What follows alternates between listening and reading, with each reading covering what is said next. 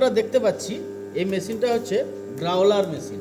এই মেশিন দিয়ে আমরা আর্মেচার টেস্ট করি। ঠিক আছে, আর্মেচার আমাদের কোথায় থাকে? স্টার্টার মোটরে থাকে, ডায়নামোতে থাকে।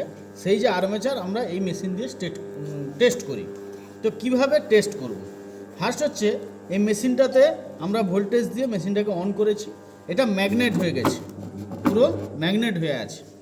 তো এই কোরগুলো যদি ম্যাগনেট না হয়, এই যে ম্যাগনেট হয়ে আছে, এটা যদি ম্যাগনেট হওয়া মানে হচ্ছে এটা শর্ট হয়ে আছে। যদি ম্যাগনেট না হতো তাহলে কিন্তু এটা কোনো আওয়াজ করতো না, শর্ট থাকতো না, মানে ম্যাগনেট হতো না।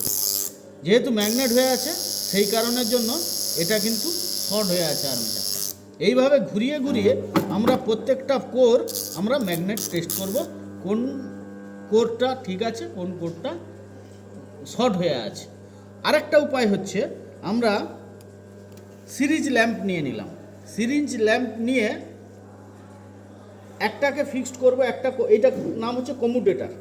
এই কম্যুটেটরে একটা ফিক্সড করব, ফিক্সড করে বাকিগুলোতে আমরা টেস্ট করব এইভাবে।